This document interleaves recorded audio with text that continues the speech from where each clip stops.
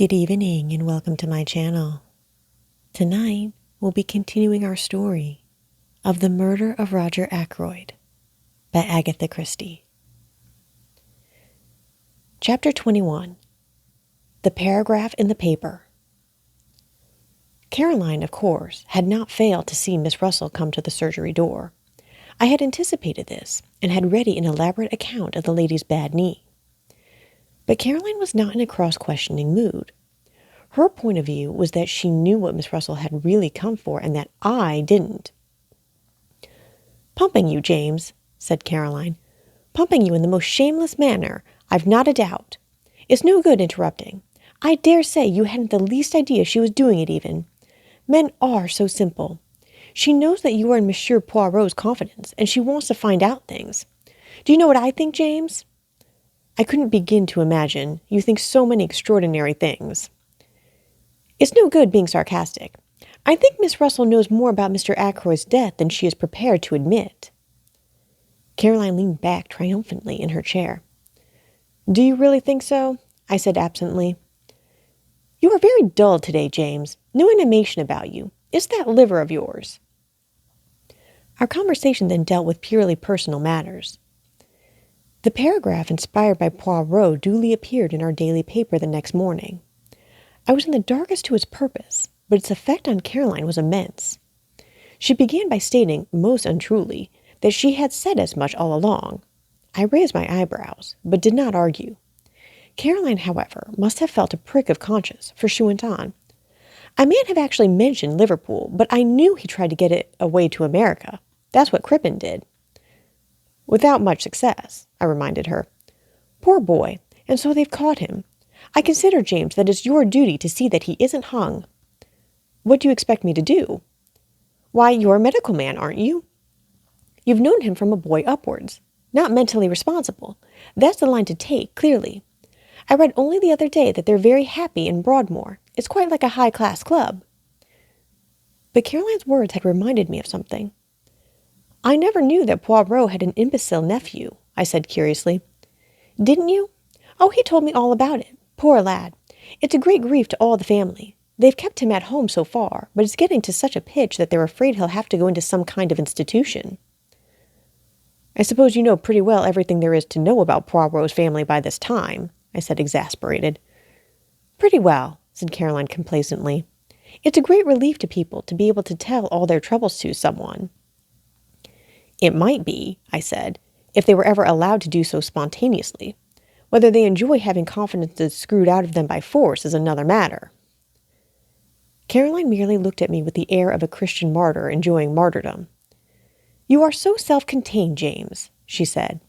"You hate speaking out or parting with any information yourself, and you think everybody else must be just like you. I should hope that I never screw confidences out of anybody. For instance, if Monsieur Poirot comes in this afternoon, as he said he might do, I shall not dream of asking him who it was arrived at his house early this morning." "Early this morning?" I queried. "Very early," said Caroline. "Before the milk came. I just happened to be looking out of the window. The blind was flapping. It was a man. He came in a closed car, and he was all muffled up. I couldn't get a glimpse of his face, but I will tell you my idea, and you'll see that I'm right." "What's your idea?" Caroline dropped her voice mysteriously. "A Home Office expert," she breathed. "A Home Office expert?" I said, amazed. "My dear Caroline, mark my words, James, you'll see that I'm right. That Russell woman was here that morning after your poisons. Roger Ackroyd might easily have been poisoned in his food that night." I laughed out loud. "Nonsense," I cried. "He was stabbed in the neck. You know that as well as I do." "After death, James," said Caroline, "to make a false clue." "My good woman," I said, "I examined the body, and I know what I'm talking about. That wound wasn't inflicted after death. It was the cause of death, and you need make no mistake about it." Caroline merely continued to look omniscient, which so annoyed me that I went on. "Perhaps you will tell me, Caroline, if I have a medical degree or if I have not?" "You have the medical degree, I dare say, James. At least, I know you have, but you've no imagination whatever."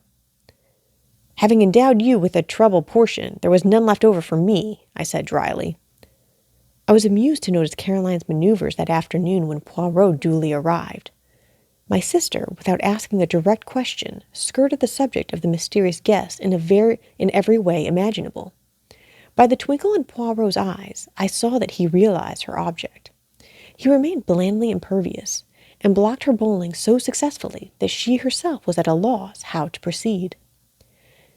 Having, I suspect, quietly enjoyed the little game, he rose to his feet and suggested a walk. "It is that I need to reduce the figure a little," he explained. "You will come with me, Doctor? And perhaps later Caroline will give us some tea." "Delighted," said Caroline. "Won't your, guest come in also?" "You are too kind," said Poirot. "But no, my friend reposes himself. Soon you must make his acquaintance." "Quite an old friend of yours, so somebody told me," said Caroline, making one last valiant effort. "Did they?" murmured Poirot. "Well, we must start." Our tramp took us in the direction of Fernley. I had guessed beforehand that it might do so. I was beginning to understand Poirot's methods. Every little irrelevancy had a bearing upon the whole.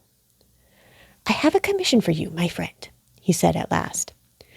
"Tonight, at my house, I desire to have a little conference. You will attend, will you not?" "Certainly," I said. "Good.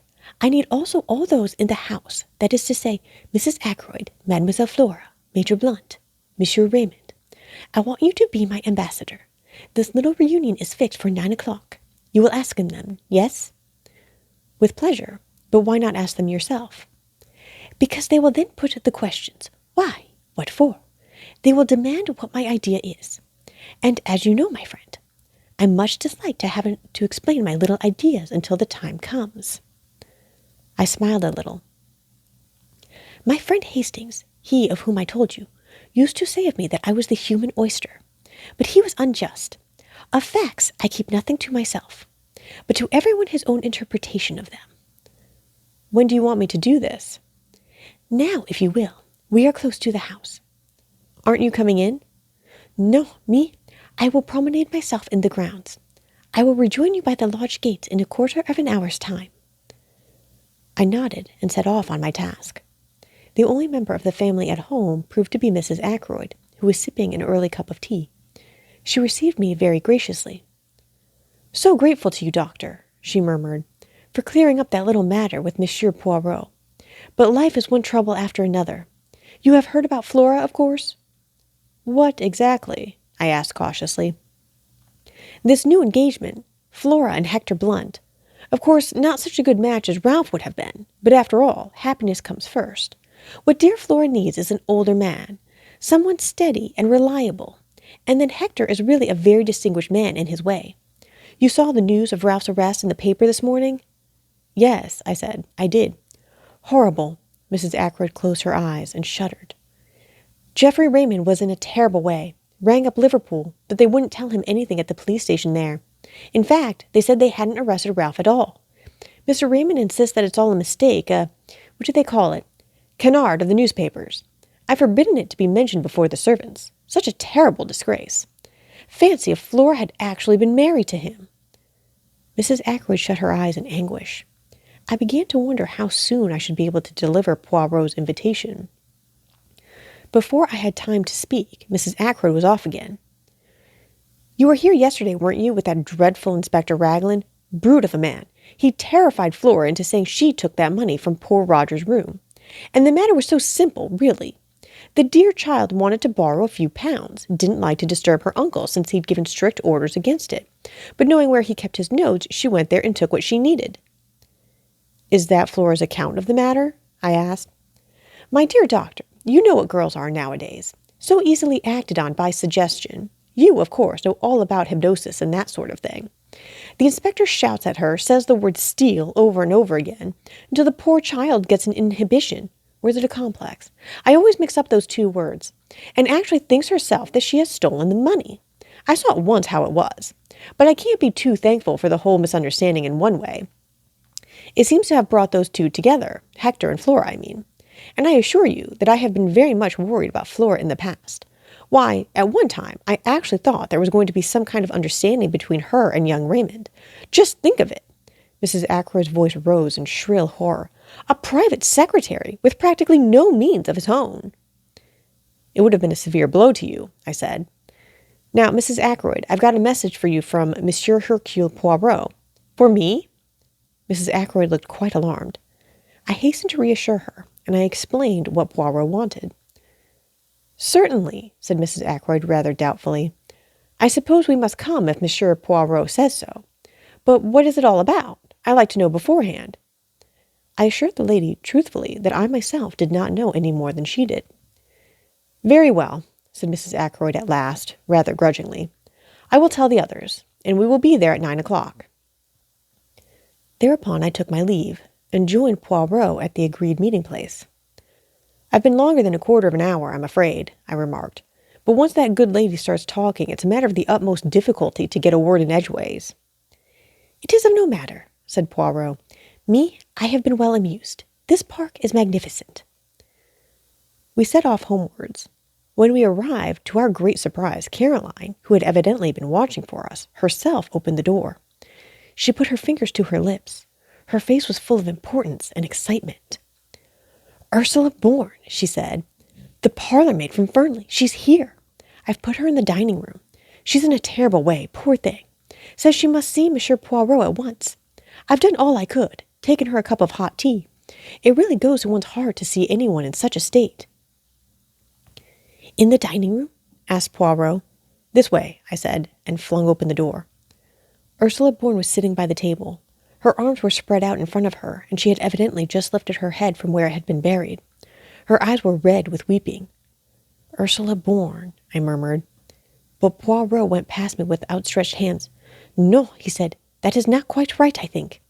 It is not Ursula Bourne, is it, my child? But Ursula Patten? Mrs. Ralph Patten?